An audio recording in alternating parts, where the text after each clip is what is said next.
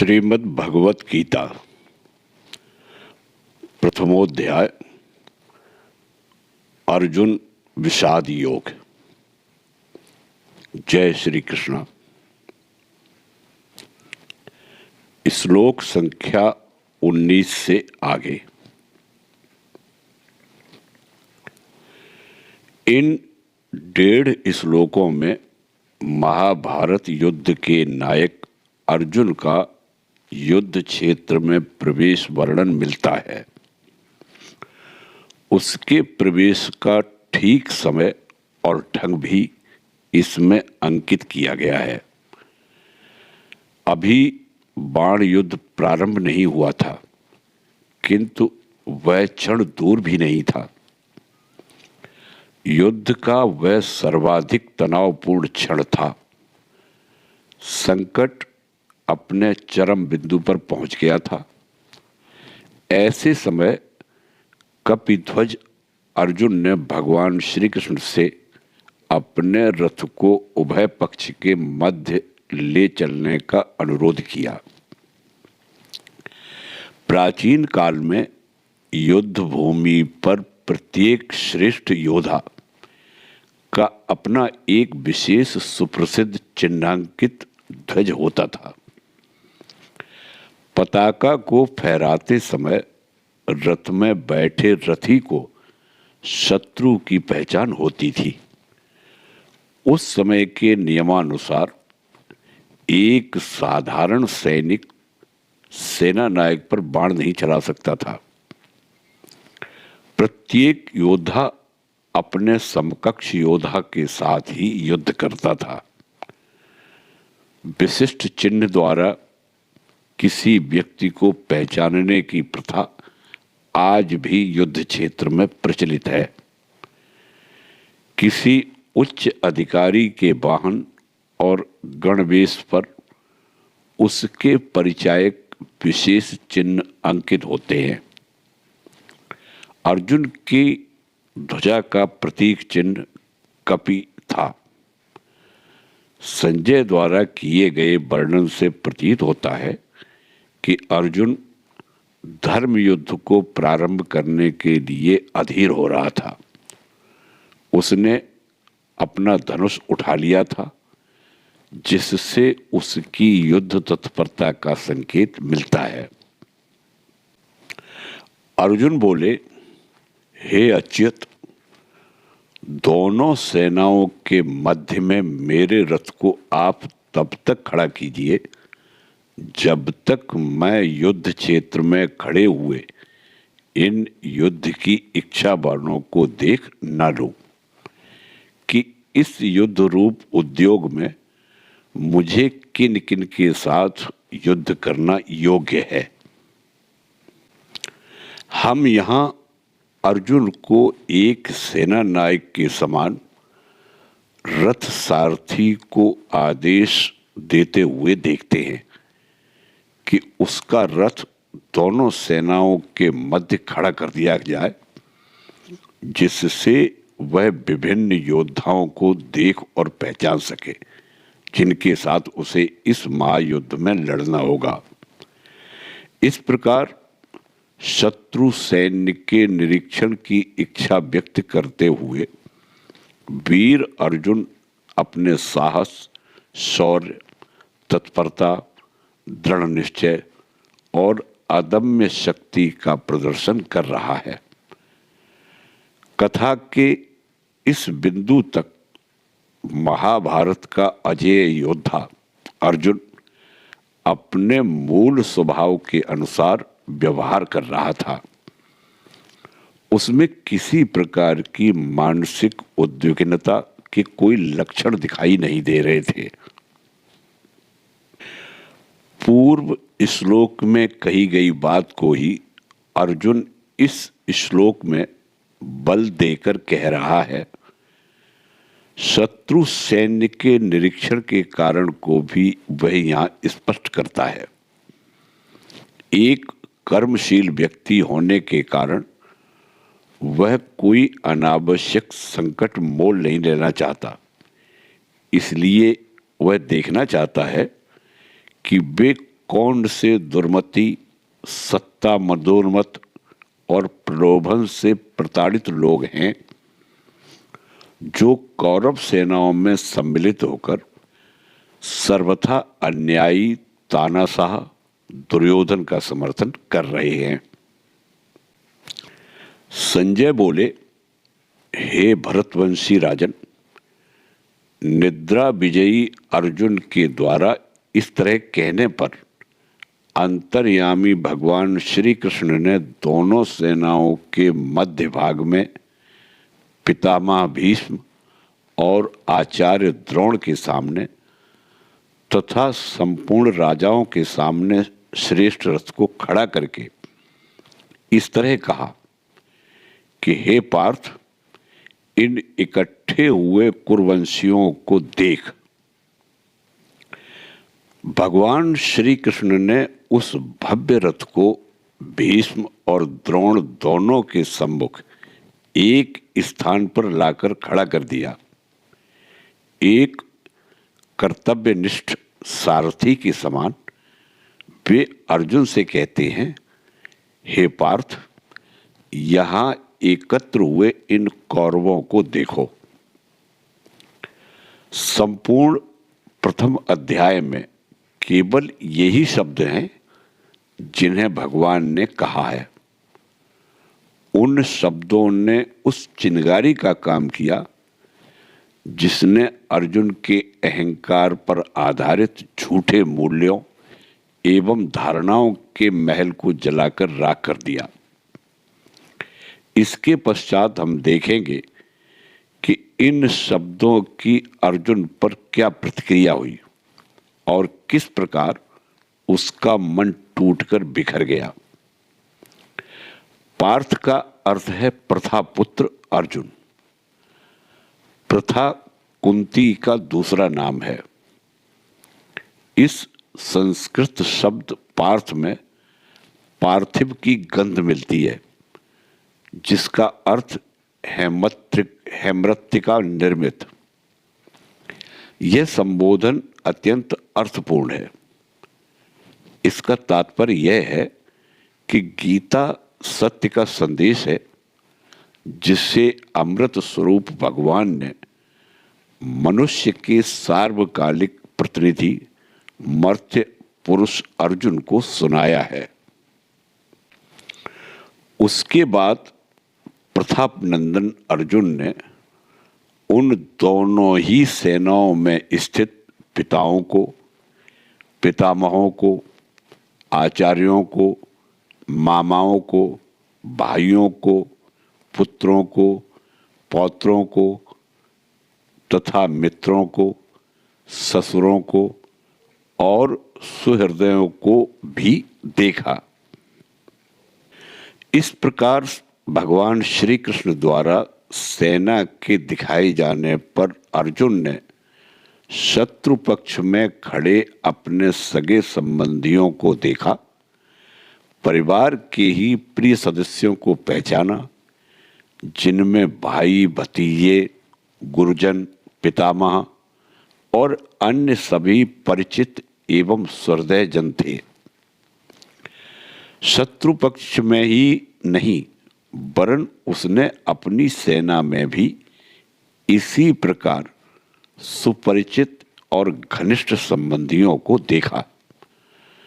संभवतः इस दृश्य को देखकर पहली बार एक पारिवारिक कलह के भयंकर दुखदायी परिणाम का अनुमान वह कर सका, जिससे उसका अंतरतम तक हिल गया। एक कर्मशील योद्धा होने के कारण संभवतः अब तक उसने यह सोचा भी नहीं था कि अपनी महत्वाकांक्षाओं को पूरी करने और दुर्योधन के अन्यायों का बदला लेने में संपूर्ण समाज को किस सीमा तक अपना बलिदान देना होगा। कारण जो भी रहा हो, लेकिन यह स्पष्ट है कि इस दृश्य को देखकर उसका हृदय करुणा और विषाद से भर गया। परंतु इस समय की उसकी करुणा स्वाभाविक नहीं थी। यदि उसमें करुणा और विषाद की भावनाएं गौतम बुद्ध के समान वास्तविक और स्वाभाविक होती तो युद्ध के बहुत पूर्व ही वह भिन्न प्रकार का व्यवहार करता। अर्जुन संजय का अर्जुन की इस भावना को करुणा नाम देना उपयुक्त नहीं है। साधारणतः मनुष्य का स्वभाव होता है कि वह अपनी दुर्बलताओं को कोई दैवीय गुण बताकर महानता प्राप्त करना चाहता है। जैसे कोई धनी व्यक्ति स्वयं के नाम पर मंदिर निर्माण करता है तो भी उसको दानी कहते हैं, जबकि उसके मन में अपना नाम अमर करने की प्रबल इच्छा होती है। इसी प्रकार यहाँ भी अर्जुन के मन में विषाद की भावना का उदय उसके मन संयम के पूर्णतया बिखर जाने के कारण हुआ, जिसका गलती से करुणा नाम दिया गया। अर्जुन के मन में असंख्य दमित भावनाओं का एक लंबा सिलसिला था, जो सक्रिय रूप से शक्तिशाली बनकर व्यक्त होने के लिए अवसर की खोज कर रहा था। इस समय अर्जुन के मन तथा बुद्धि परस्पर वियुक्त हो चुके थे, क्योंकि स्वयं को सर्वश्रेष्ठ वीर समझने के कारण उसके मन में युद्ध में विजयी होने की प्रबल आतुरता थी। पूर्व की दमित भावनाएं और वर्तमान की विजय की व्याकुलता के कारण उसकी विवेक बुद्धि विचलित हो गई। इस अध्याय में आगे वर्णन है कि अर्जुन एक असंतुलित मानसिक रोगी के समान व्यवहार करने लगता है। गीता के प्रथम अध्याय में अर्जुन रोग से पीड़ित व्यक्ति के रोग का इतिहास बताने का प्रयत्न किया गया है। जैसा कि पहले कहा है कि इस आत्मघातक अर्जुन रोग का रामबाण उपाय श्री कृष्ण उपचार है। मन संभ्रम के कारण मानसिक रोगी के शरीर में उत्पन्न होने वाले लक्षणों को यहाँ विस्तार से बताया गया है। जिसे संजय ने करुणा कहा, उसकी वास्तविकता स्वयं अर्जुन के शब्दों से स्पष्ट ज्ञात होती है। वह कहता है, इन स्वजनों को देखकर मेरे अंग कांपते हैं इत्यादि। आधुनिक मनोविज्ञान में एक व्याकुल असंतुलित रोगी व्यक्ति के उपर्युक्त लक्षणों वाले रोग का नाम चिंता जनित नैराश्य की स्थिति दिया गया है। अर्जुन बोले, हे कृष्ण, युद्ध की इच्छा वाले इस कुटुंब समुदाय को अपने सामने उपस्थित देखकर मेरे अंग शिथिल हो रहे हैं और मुख सूख रहा है तथा मेरे शरीर में कपकपी आ रही है और रोंगटे खड़े हो रहे हैं। हाथ से गांडीव धनुष गिर रहा है और त्वचा भी जल रही है। मेरा मन भ्रमित सा हो रहा है और मैं खड़े रहने में भी असमर्थ हो रहा हूं। यहां अर्जुन अपने रोग के कुछ और लक्षण बताता है। इसके पहले उसने अपने स्थूल शरीर में व्यक्त होने वाले लक्षण बताए थे और अब वह अपनी मन की असंतुलित स्थिति का भी वर्णन करता है। उसका मन अस्थिर, क्षुब्ध और भ्रमित होने के साथ साथ समस्त धैर्य भी खो बैठा है। वह इस सीमा तक नीचे गिर गया है कि सब विवेक खोकर वह अंधविश्वास जनित उन अनेक अपशकुनों को देखने लग जाता है जो युद्ध में पराजय और नाश के सूचक समझे जाते हैं। अगले श्लोक न केवल उसके मन संभ्रम को बताते हैं, अपितु यह भी स्पष्ट करते हैं कि किस सीमा तक उसका विवेक और नैतिक साहस विनष्ट हो चुका था। हे केशव, मैं लक्षणों को भी विपरीत देख रहा हूं और युद्ध में स्वजनों को मारकर लाभ भी नहीं देख रहा हूं। बुद्धि से पूर्णतया विलग होकर उसका भ्रमित मन एक पागल के समान इधर उधर दौड़ता है और मूर्खतापूर्ण निष्कर्षों पर पहुंचता है। वह कहता है, मैं न विजय चाहता हूं, न राज्य और न सुख। यह सुविदित तथ्य है कि यदि उन्माद के रोगी को बोलने दिया जाए तो वह निषेध भाषा में ही रोग का कारण बताने लगता है। उदाहरण के लिए, किसी स्त्री पर उन्माद का दौरा पड़ने पर वह प्रलाप में कहती है कि वह अपने पति से अभी भी प्रेम करती है, पति का वह आदर करती है और उसमें कोई आपसी मतभेद नहीं है, इत्यादि इत्यादि। तो इन वाक्यों द्वारा वह स्वयं भी अपने रोग का वास्तविक कारण बता रही होती है। इसी प्रकार अर्जुन यह तो सब वस्तुओं की अनिच्छा प्रकट कर रहा है, उसी से हम उसकी मन स्थिति का स्पष्ट कारण जान सकते हैं कि वह विजय चाहता है।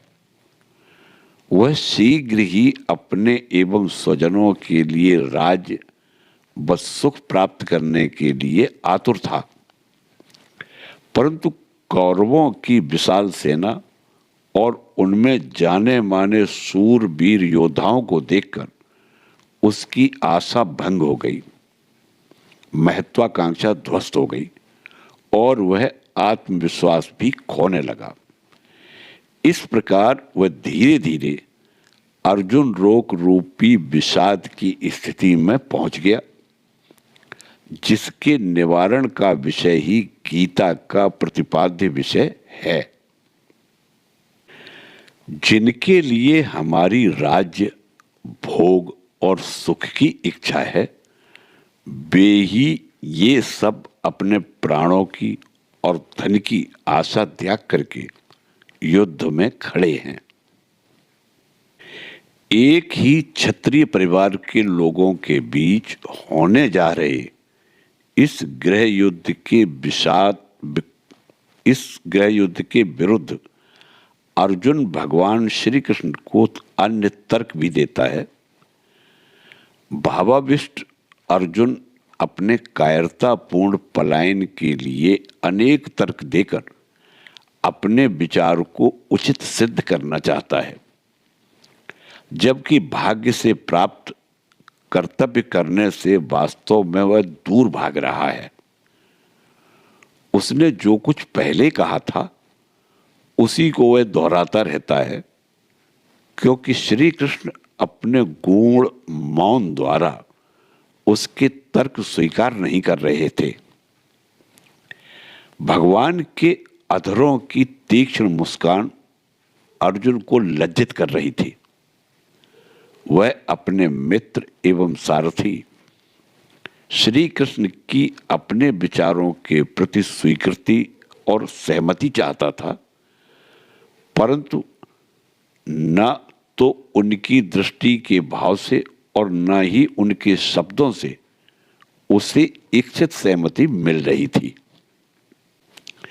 यह विचार कर कि संभवतः उसने अपने पक्ष को श्री कृष्ण के समक्ष अच्छी प्रकार दृढ़ता से प्रस्तुत नहीं किया है, जिससे कि भगवान उसके मत की पुष्टि करें, अर्जुन व्यर्थ में त्याग की बातें करता है। वह यह दर्शाना चाहता है कि वह इतना उदार हृदय है कि उसके चचेरे भाई उसको मार भी डालें तो भी वह उन्हें मारने को तैयार नहीं होगा।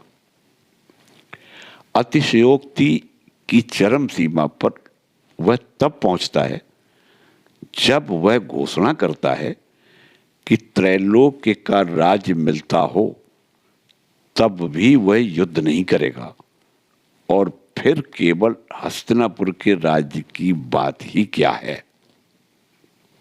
अर्जुन के इतना कुछ कहने पर भी भगवान श्री कृष्ण मूर्तिवत मौन ही रहते हैं।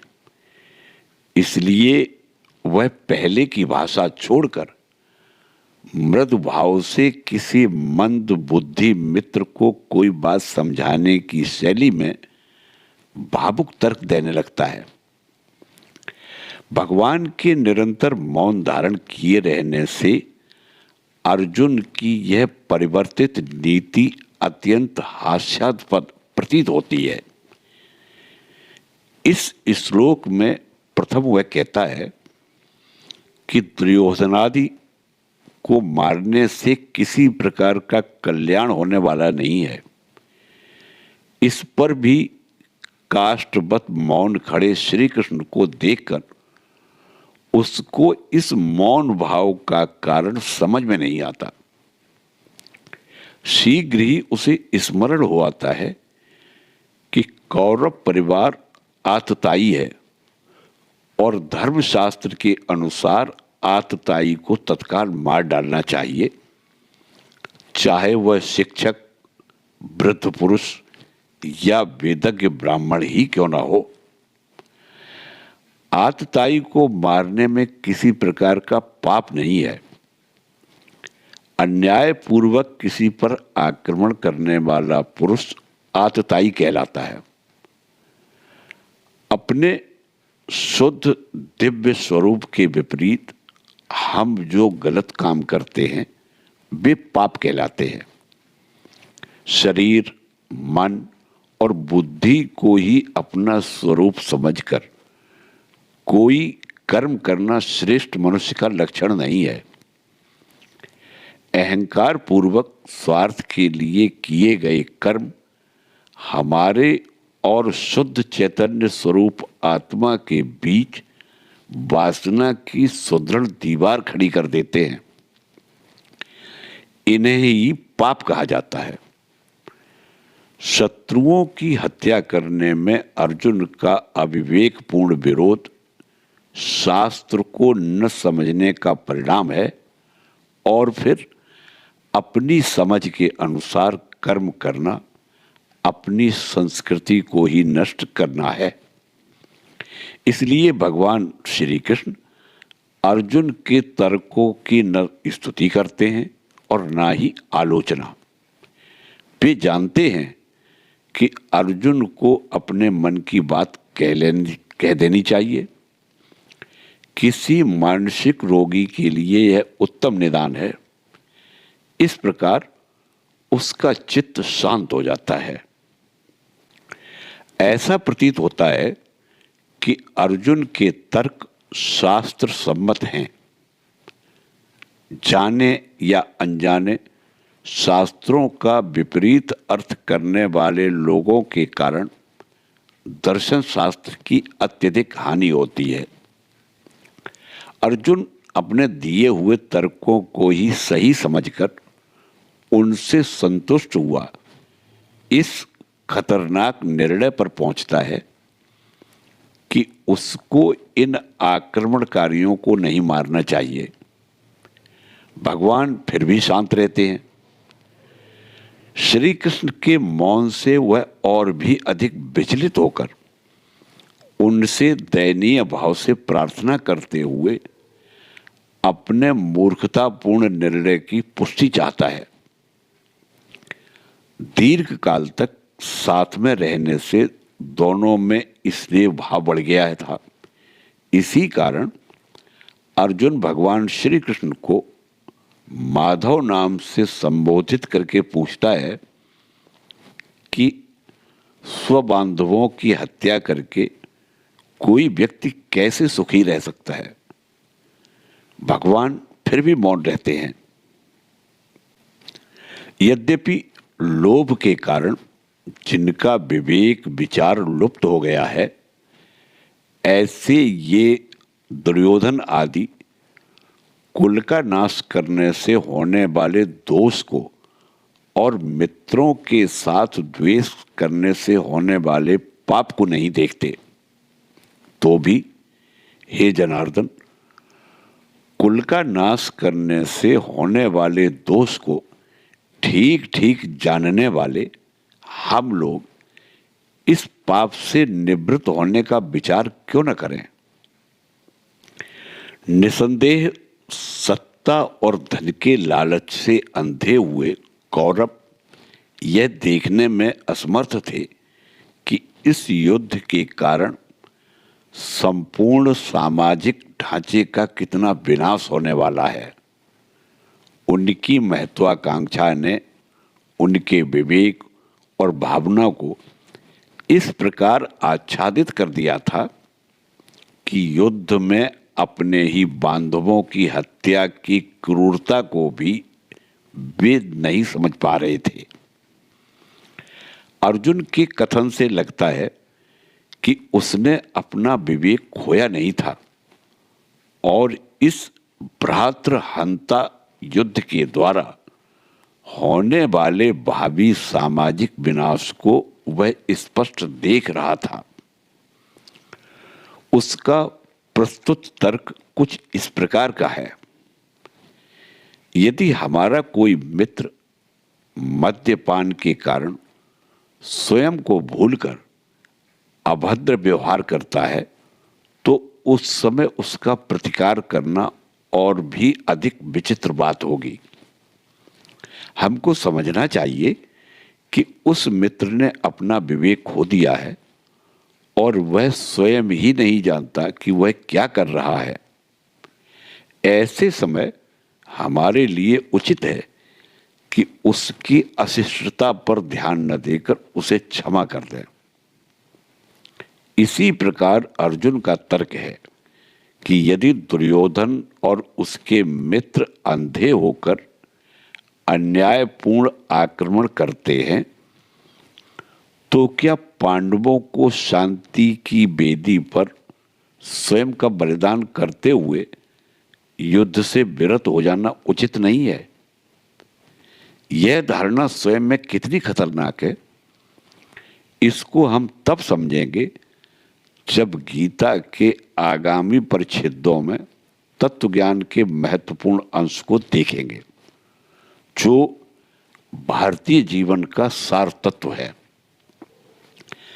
अधर्म का सक्रिय प्रतिकार ही एक मुख्य सिद्धांत है जिसका भगवान श्री कृष्ण ने गीता में प्रतिपादन किया है। जिस प्रकार कोई कथावाचक हर बार पुरानी कथा सुनाते हुए कुछ नई बातें उसमें जोड़ता जाता है, इसी प्रकार अर्जुन की सर्जक बुद्धि अपनी गलत धारणा को पुष्ट करने के लिए नए नए तर्क निकाल रही है। वह जैसे ही एक तर्क समाप्त करता है, वैसे ही उसको एक और नया तर्क सूझता है, जिसकी आड़ में वह अपनी दुर्बलता को छुपाना चाहती है। अब उसका तर्क यह है कि युद्ध में अनेक परिवारों के नष्ट हो जाने पर सब प्रकार की सामाजिक एवं आर्थिक परंपराएं समाप्त हो जाएंगी और शीघ्र ही सब ओर अधर्म फैल जाएगा।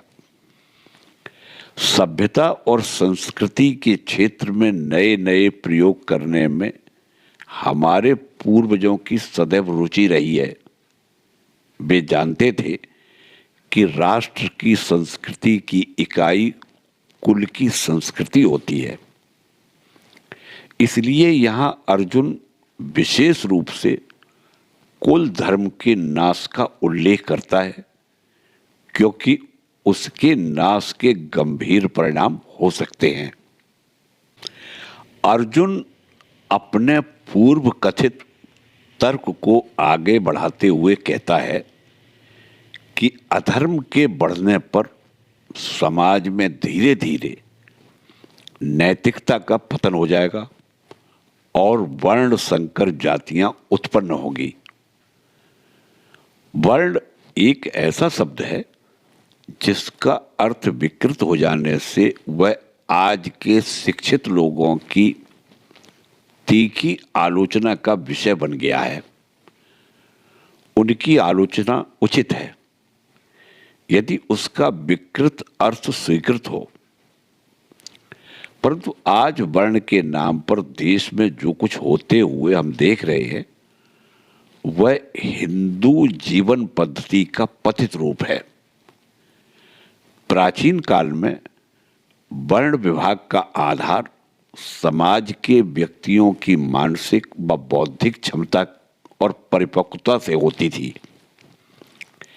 बुद्धिमान तथा अध्ययन, अध्यापन एवं अनुसंधान में रुचि रखने वाले लोग ब्राह्मण कहलाते थे। क्षत्रिय वे थे जिनमें राजनीति द्वारा राष्ट्र का नेतृत्व करने की सामर्थ्य थी और जो अपने ऊपर इस कार्य का उत्तरदायित्व लेते थे कि राष्ट्र को आंतरिक और बाह्य आक्रमणों से बचाकर राष्ट्र में शांति और समृद्धि लाएं। कृषि और वाणिज्य के द्वारा समाज सेवा करने वालों को वैश्य कहते थे। वे लोग जो उपयुक्त कर्मों में से कोई भी कर्म नहीं कर सकते थे वे शूद्र कहे जाते थे। उनका कर्तव्य सेवा और श्रम करना था। हमारे आज के समाज सेवक और अधिकारी वर्ग, कृषक और औद्योगिक कार्यकर्ता आदि सभी उपर्युक्त वर्ण व्यवस्था में आ जाते हैं। वर्ण व्यवस्था को जब हम उसके व्यापक अर्थ में समझते हैं तब हमें आज भी वह अनेक संगठनों के रूप में दिखाई देती है। अतः वर्ण संकर के विरोध का अर्थ इतना ही है कि एक विद्युत अभियंता शल्य कक्ष में चिकित्सक का काम करता हुआ समाज को खतरा सिद्ध होगा तो किसी चिकित्सक को जल विद्युत योजना का प्रशासनिक एवं योजना अधिकारी नियुक्त करने पर समाज की हानि होगी।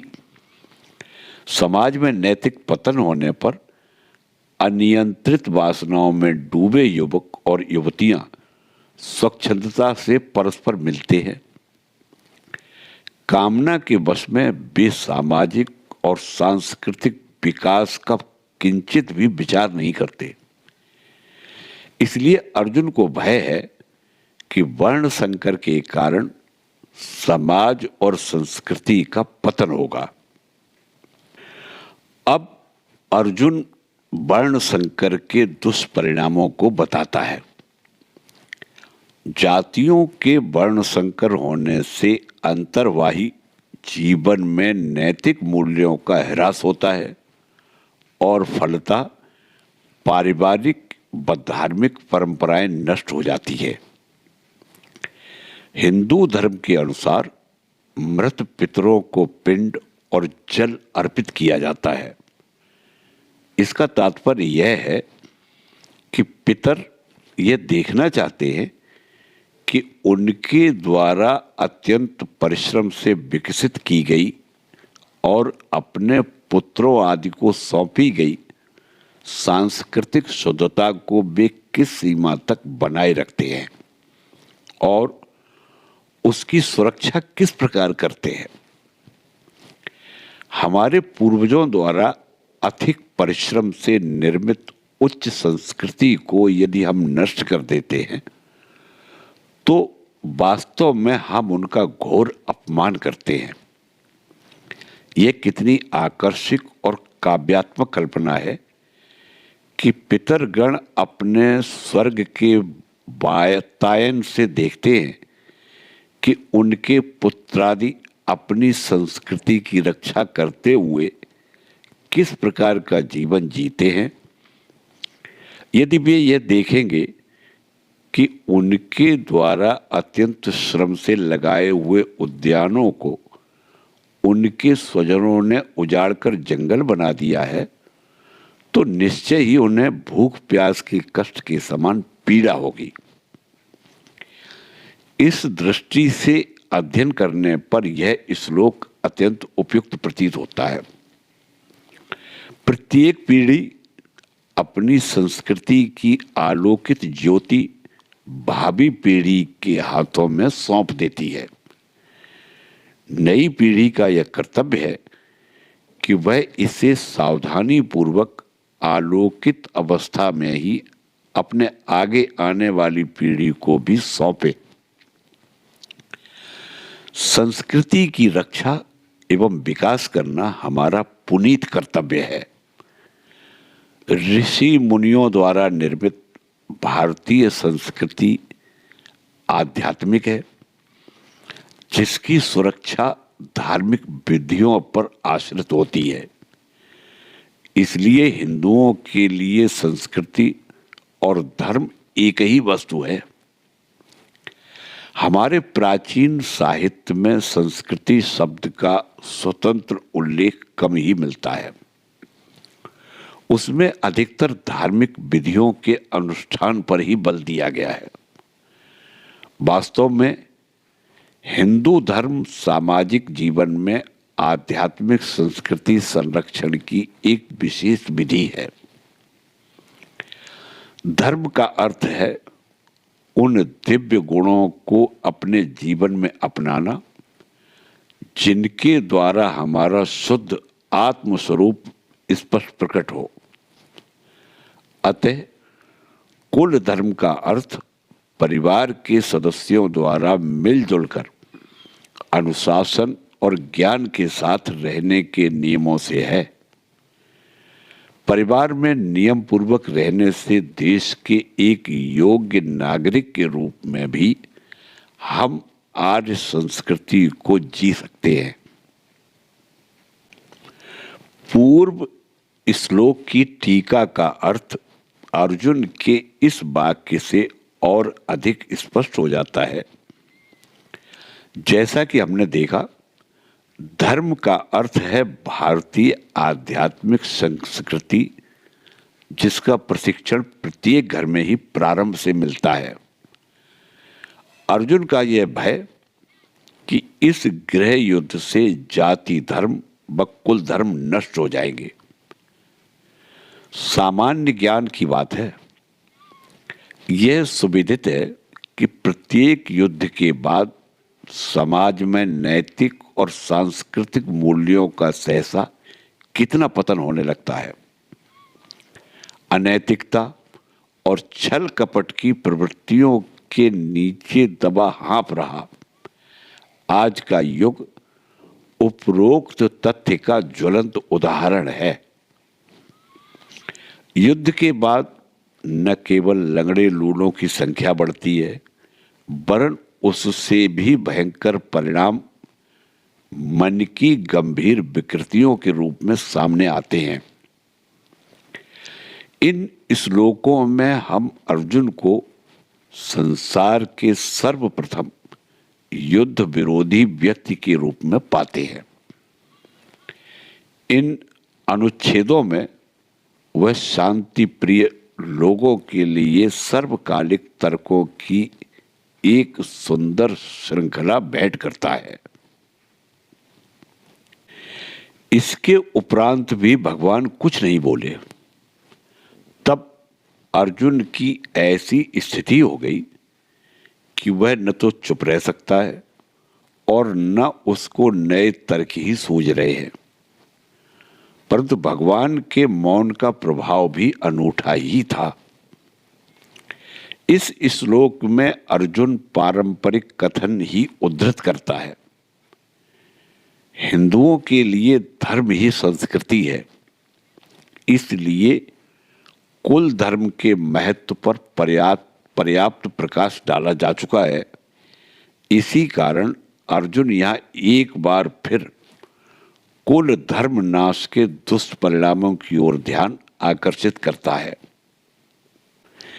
इस श्लोक में अर्जुन की बौद्धिक निराशा और मन की थकान स्पष्ट दिखाई पड़ती है, जो वास्तव में बड़ी दयनीय है। आत्मविश्वास को खोकर वह कहता है, अहो हम पाप करने को प्रवृत्त हो रहे हैं इत्यादि। इस वाक्य से स्पष्ट ज्ञात होता है कि परिस्थिति पर अपना प्रभुत्व स्थापित करने के स्थान पर अर्जुन स्वयं उसका शिकार बन गया है। आत्मविश्वास के अभाव में एक कायर के समान वह स्वयं को असहाय अनुभव कर रहा है। मन की यह दुर्बलता उसके शौर्य को छीण कर देती है और वह उसे छिपाने के लिए महान प्रतीत होने वाली युक्तियों का आश्रय लेता है। युद्ध के लक्ष्य को ही उसने गलत समझा है और फिर धर्म के पक्ष पर स्वार्थ का झूठा आरोप वह केवल अपनी कायरता के कारण करता है। शांति प्रियता का उसका यह तर्क अपनी सामर्थ्य को पहचान कर नहीं, वरन मन की दुर्बलता के कारण है।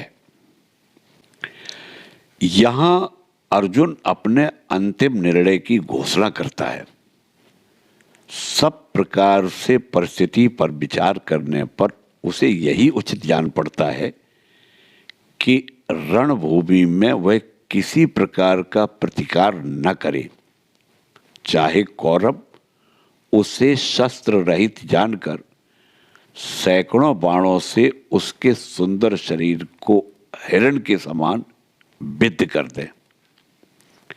यहां अर्जुन द्वारा प्रयुक्त क्षेम शब्द विचारणीय है, क्योंकि वह शब्द ही उसकी वास्तविक मन स्थिति का परिचायक है। क्षेम और मोक्ष शब्द के अर्थ क्रमशः भौतिक उन्नति और आध्यात्मिक उन्नति है।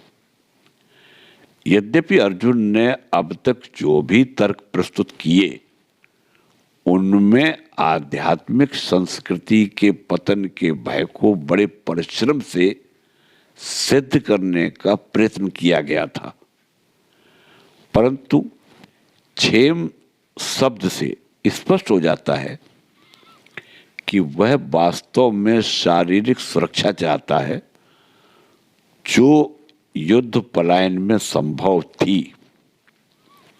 संक्षेप में हम कह सकते हैं कि युद्ध में विजय रूपी फल में अत्यंत आसक्ति और उसकी चिंता के कारण अर्जुन आत्मशक्ति खोकर एक उन्माद के मानसिक रोगी के समान विचित्र व्यवहार करने लगता है।